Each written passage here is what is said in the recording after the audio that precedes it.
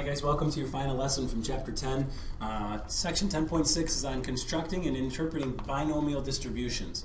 Now, there's quite a lot in this lesson, but it's quite a long lesson, but really not too terribly challenging. Really, as long as you can simplify fractions, I think you'll be just fine for this lesson. But let's run through some vocab here to start. First of all, a random variable is a variable whose value is determined by the outcomes of a random event. All right, so again, we have some sort of a variable. Again, its value is determined by the outcome of some event. Again, rolling a 6, for example, on a single 6-sided dice. That's either true or false, right? Probability distribution is a function that gives the probability of each possible outcome for a random variable. So if we take each random variable and we say, look, let's make a chart of all the different probabilities, that's called a probability distribution. All right? A binomial distribution is the type of probability distribution that shows the probabilities of the outcomes of a binomial experiment. And you might ask yourself, well, what is a binomial experiment? What does that mean? A binomial experiment is an experiment that has n independent trials where each outcome has only 2 possible outcomes, success or failure. So you can either roll a 6 or not roll a 6. All right? So again, we're going to have the probability of that individual event, that single event. And again, the probability for success P is the same for each trial. All right? Finally, we know about symmetry already. Symmetric, when we talk about symmetrics as a distribution in which the histogram can be divided into 2 parts that are mirror images. And so that histogram that we're talking about there, that histogram is going to be that picture that we talk about when we draw that probability, that binomial probability distribution, which we'll talk about in just a few minutes here. All right, finally, skewed means a distribution that's not symmetric. Okay, so if it's a higher probability of one versus the other, or we get a much more, I suppose, a heavier result of failure versus success. And so we'll take a look at some skewed data here just in the next couple of pages. All right, so the first thing is, like I said, this is just a lot of vocab, a lot of new stuff for you. So don't be intimidated by all that new stuff. Again, there's really nothing that's going to be too challenging for you in there. Just as long as you can work through the lesson, you should be in good shape. All right, so probability distribution is a function that gives the probability of each possible outcome for a random variable. Okay?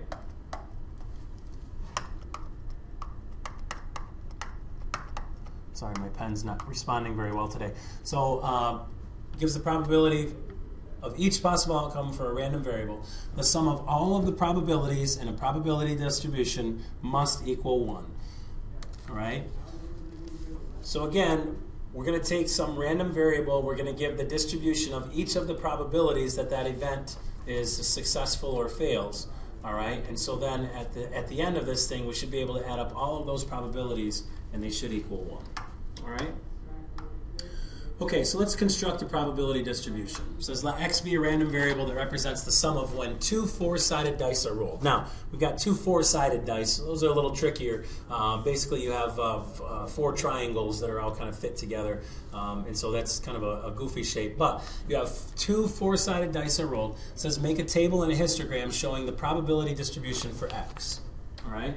So the first thing is, it says the possible values for x are integers from 2 to 8. So again, to roll, we have 2 4-sided dice. All right, 2 4-sided dice. So either we're going to roll double 1s, we can roll 1 and a 2 and a 4, etc., or we can roll double 4s. Right? Now, there's only one way to roll double 4s, or I'm sorry, double 1s, and there's only one way to roll double 4s. All right, there are 2 ways to roll a 3. How do we roll a 3? Well, we roll a 2 and a 1, or a 1 and a 2. Again, this is dice number 1 and dice number 2, if you want to think about it that way. All right? To get a 4, okay, there are 3 ways to get a 4. We can get a 1 and a 3 and a 1, and a 2 and a 2. All right? And so these numbers come from basically making that chart over here. And I'm not going to continue with this, but that's generally the idea. All right? All right. The table shows the number of outcomes for each value of x. Divide each value by 16, all right? Because there are 16 different outcomes. If I add up all these different outcomes, I add these, you get 16 different outcomes. All right? There are 16 possible outcomes. And so then I want to say, well, what's the probability of getting a sum of 2? Well, there's a 1 in 16 chance of that. There's a, there's a 2 in 16 chance. Now I can reduce this to 1/8, but I'm going to leave it as 2/16 just for now because it makes it easier when I go up here to make my graph. A 3 in 16 chance of rolling a 4. A 4 in 16 chance, which is the same thing as a fourth, but again, let's not bother with reducing. 4 in 16 chance of rolling a 5. A 3 in 16 chance of rolling a 6, a 2 in 16 chance of rolling a 7, and a 1 in 16 chance of rolling an 8. All right? And so now we're going to go ahead and we're going to construct our binomial distribution. All right? And so to get a sum of 2, okay, to get a sum of 2, if I make this if I make this 1/16 and this 2/16, this 3/16, and 4/16. If you want to, you can change these to 1/4 and 1/8 over here, or however you do it, right? So you have a 2, a 3, a 4, a 5, a 6, a 7, and an 8. Those are all my possible outcomes. All right. There's a 1 in 16 chance that I will get a 2. There's a 2 in 16 chance that I'll get a 3. All right. There's a 3 in 16 chance that I'll roll a 4. All right. There's a 4 in 16 chance that I'll roll a 5. There is back to a 3 in 16 chance that I roll a 6. Again, I'm just getting these numbers from my chart down below. To roll a 7, there's a 2 in 16 chance. And to roll an 8, there's a 1 in 16 chance. All right. And so that's my probability distribution for rolling a 6. Or, I'm sorry, that's my probability distribution for rolling 2 single 4-sided dice. Okay? All right, so let's go ahead and take a look at interpreting a probability distribution. All right, so let's go down below. It says interpret a probability distribution. Use the probability distribution in example 1 to answer each question. Now I had to erase mine, so you guys are going to have to refer to yours. What is the most likely outcome of rolling 2 dice? Well, pretty obvious. Well, I guess we'll answer the questions down below. And then the second question says, what is the probability that the sum of the 2 dice is at most 4? And again, at most 4, we're going to have to interpret that when we get to it. Okay? The most likely outcome of rolling the 2 dice is the value for x, for which p of x is the greatest. So the probability is best when x is equal to 5, okay? Because that's my highest probability. All right? So the most likely outcome in rolling 2 dice, excuse me, 2 dice is the sum of 5. All right? Now, the probability that roll a sum of the 2 dice is at most 4. Okay? At most 4 says that the probability has to be less than or equal to 4. All right? And so that becomes the probability that will roll everything that is less than or equal to 4. The probability that x is equal to 2, plus the probability that x is equal to 3, plus the probability that x is equal to 4. All right? So the probability that x is equal to 2, well, that's a 1 in 16 chance. To get a 3, that's a 2 in 16 chance. And to get a 4, that's a 3 in 16 chance. All right? So altogether, this becomes 1 plus 2 plus 3, which is 6 over 16.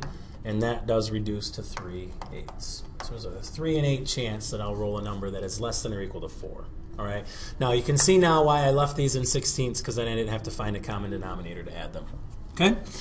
All right.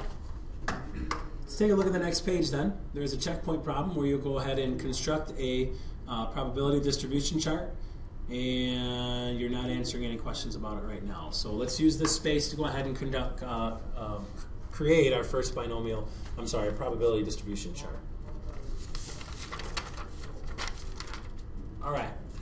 Let x be the letter on a letter block randomly chosen from a bag containing 7 blocks labeled A, 3 blocks labeled B, and 6 blocks labeled C, and 5 blocks labeled D. All right. So we have this little bag here. All right. And in that bag, we have blocks that have A on them.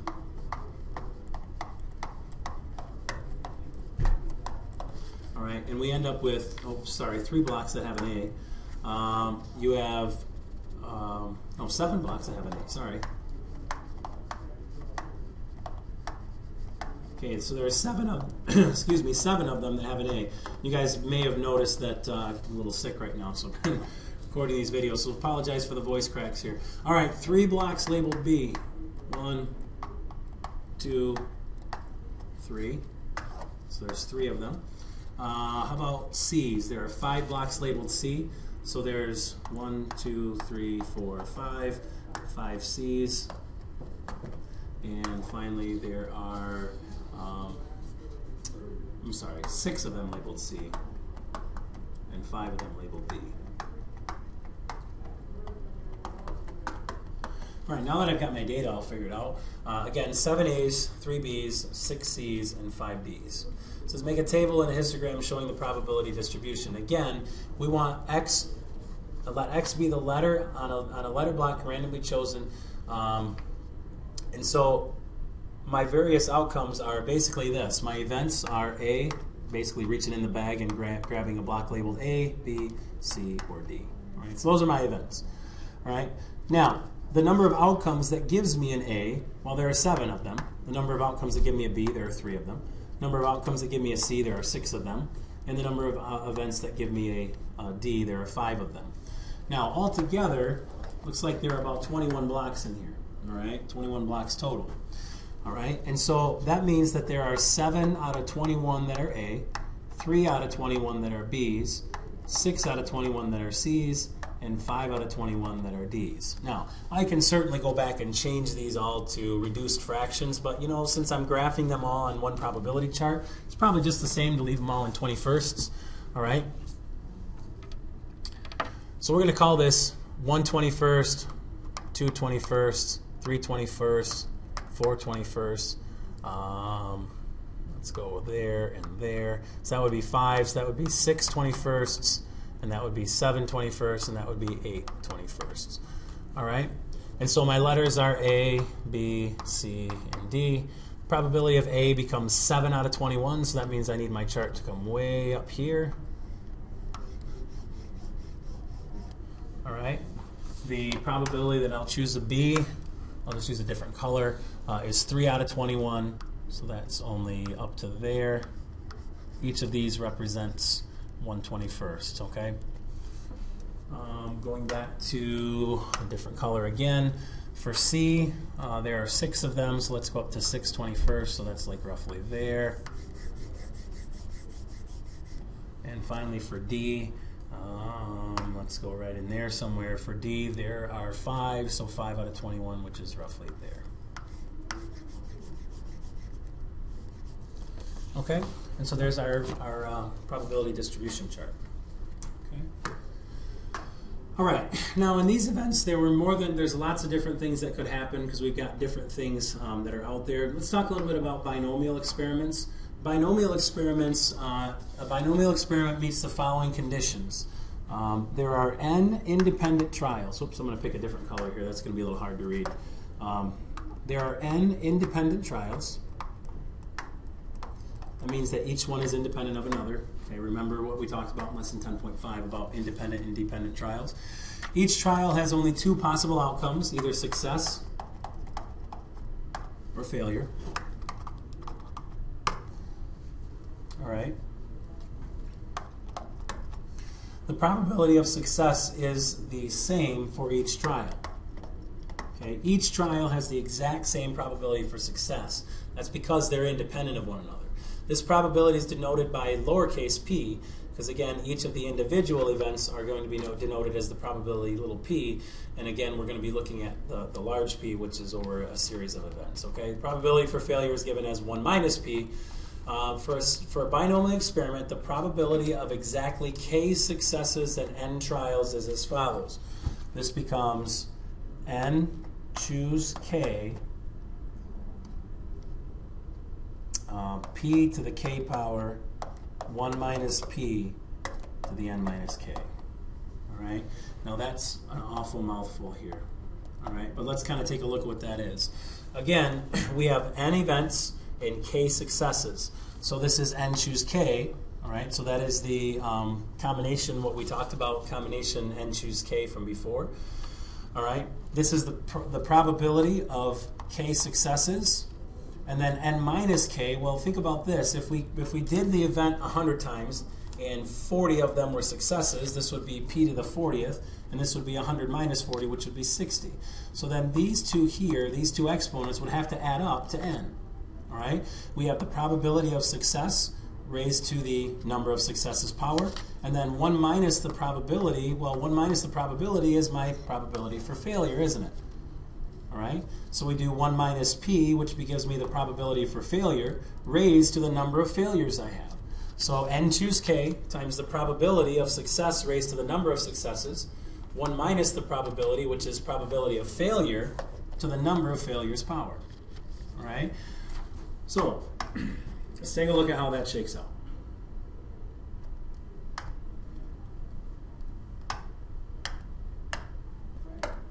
All right, so a survey taken in your school found that 68% of students are not afraid to fly.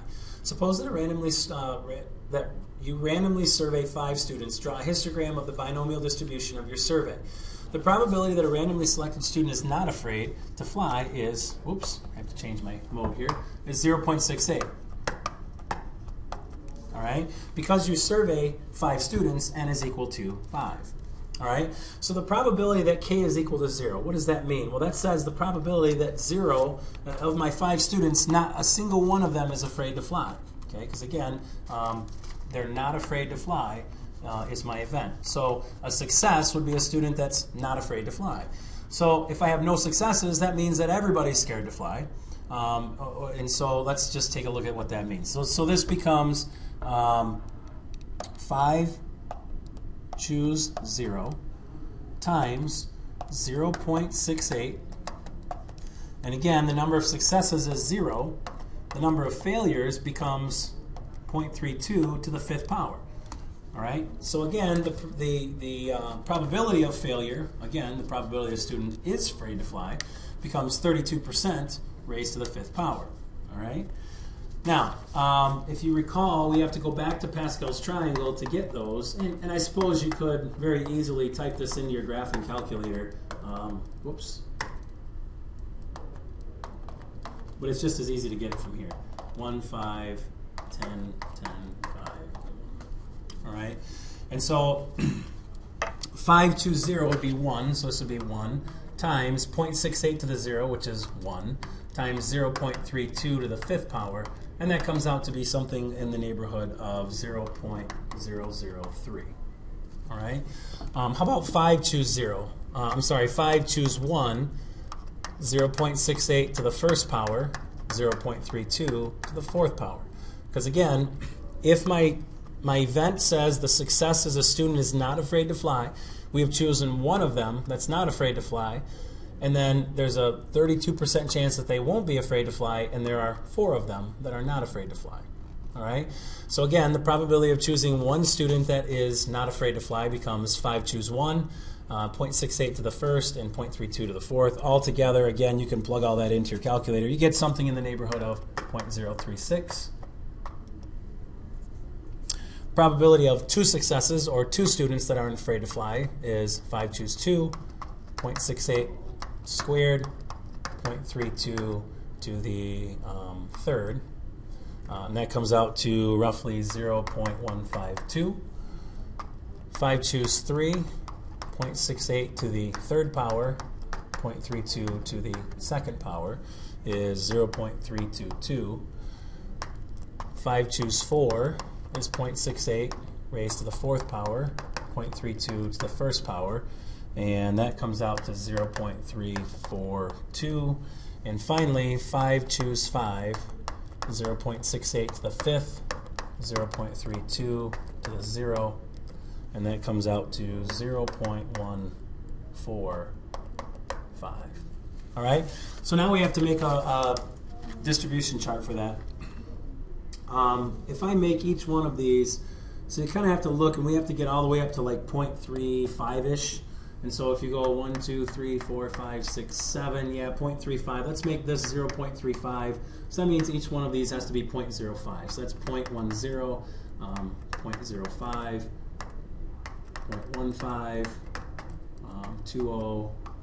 25, 0.30, and 0.35. All right? And so the number of students afraid to fly, if there are no students afraid to fly, well, again, if there are no students afraid to fly, that would be like a 0.003.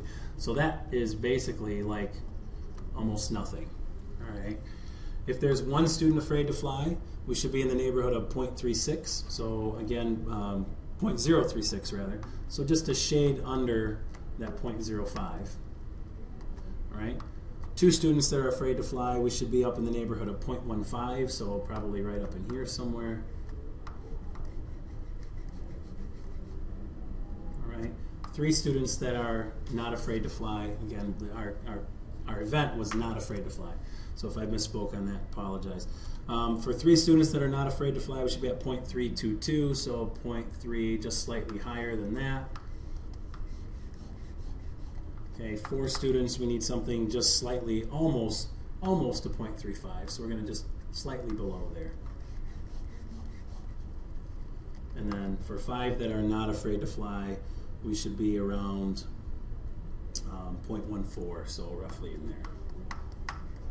All right, so there is my probability distribution for that binomial event. I know this is a big old mess right here, but it's really not so bad because you're looking at those combinations, and so if you use Pascal's triangle, you can get those numbers pretty easily. All right. Now, you're going to have to interpret these results. Like I said, we're going to have to go back and look at your chart because I have to erase mine. So let's go ahead and take a look here on interpreting binomial distribution. It says use the binomial distribution in example 3, which I just erased. What is the most likely outcome in the survey? Well, basically it's the highest bar, right? So the most likely outcome for the survey is the value of k for which p of k is the greatest. The probability of k equals 4 is the highest. So the most likely event is that 4 of the 5 students are not afraid to fly. The probability that at least 3 students are not afraid to fly becomes the probability that k is equal to 3 plus the probability that k is equal to 4 plus the probability that k is equal to 5. Again, we want the probability that at least 3, so 3, 4, or 5.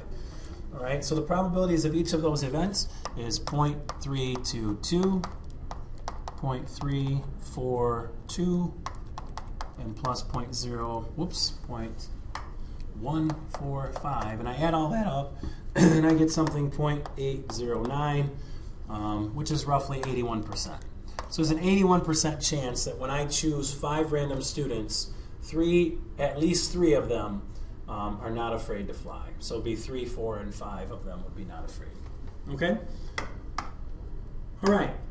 Now you'll notice in our binomial problem there were only 2 outcomes. Either they're afraid to fly or they're not. And that's really important when you take a look at binomial, when we take a look at a binomial experiment. Okay? All right, we're going to be answering a couple of questions here in this next checkpoint problem. Let's try to get through this fairly quickly, and then we'll get rolling on this, finishing up this lesson. It says in a survey of your neighborhood, 57% of the families owned a pet. Suppose you randomly survey 6 families. Draw a histogram showing the binomial distribution of your survey. So 57% of the families own a pet. So my event X is own a pet. All right. So we have 6 families chosen. So that is 6 choose 0. And so for the probability that we will choose 6 of them and nobody owns a pet. So probability, I gotta move this over. All right, the probability that k is equal to 0, basically meaning the probability that I randomly survey 6 families and none of them own a pet, becomes 6 choose 0 times 0.57, and there are 6 of them, there are no successes. And that means there are 6 failures, but then 1 minus 0.57 becomes 0.33. All right? I'm sorry, 0.543. All right, because those two have to add up to 100. All right? So the probability of k being equal to 1 becomes 6 choose 1 times 0.57 to the first, 0.43 to the 5th. Probability that k will be equal to 2 becomes 6 choose 2 times 0.57 to the second times 0.43 to the fourth. And once you kind of get in the rhythm in this, it's not too bad. Probability that k equals 3 equals 6 choose 3 times 0.57 to the third, 0.43 to the third. Probability that k is equal to 4, 6 choose 4, 0.57 to the fourth, 0.43 to the second. Probability that k equals 5, 6 choose 5, 0.57 to the fifth, 0.43 to the first.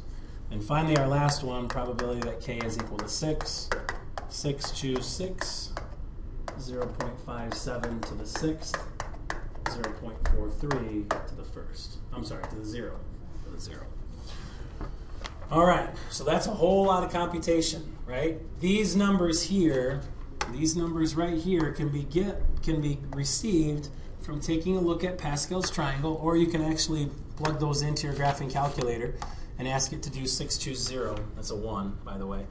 But again, you can get those from Pascal's triangle. Again, 1, 1, 1, 2, 1, 1, 3, 3, 1, 1, 4, 6, 4, and 1, 1, 5, 10, 10, 5, and 1.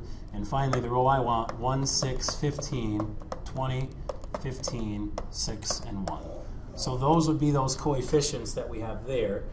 And then you just have to do 0.57 to the 0, 0.43 to the sixth, 0.57 to the first, and 0.43 to the fifth, and then just multiply it by whatever coefficient number I'm on. All right. In any case, we end up getting these probabilities, and you would have to take the time to go through and punch all of those in. All right. Okay, so I went ahead and did all of those numbers and ran those numbers for you guys. Kind of paused the video so you didn't have to sit through all the computation. When I did all the computations, those are down below, and then I went ahead and graphed them. I counted by 0.05 on the probability chart, so that way it could save you a little bit of time, at least in watching your video. So if you want to copy those numbers down and you want to check on how we got those tomorrow, you're more than welcome to do that at a later date. What is the most likely outcome of a survey? And so you have to look here, and it looks like the probability that 3 of those 6 families will own a pet, 0.294, with slight edge over probability or over success of 4. So the probability that you get 3 successes is 0.294, so that is the highest probability. And what is that? What's the probability that at most 2 families own a pet? So at most 2. So that would be all of these probabilities over here. So at most 2 would be these 3 added together, 0.167, 0.05, and 0.006. And you get about a 0.22 chance that at most 2, at the highest amount of 2 successes. All right, so again, we have to add all 3 of those together because that's the ones that are 2 or smaller. Okay? All right, so that concludes our lesson on binomial distributions. Quite a lot in this lesson, kind of a long one, but again, it's fairly tedious, but certainly not very challenging. Hopefully not, anyway. So we'll be back to talk about any more of your problems more tomorrow.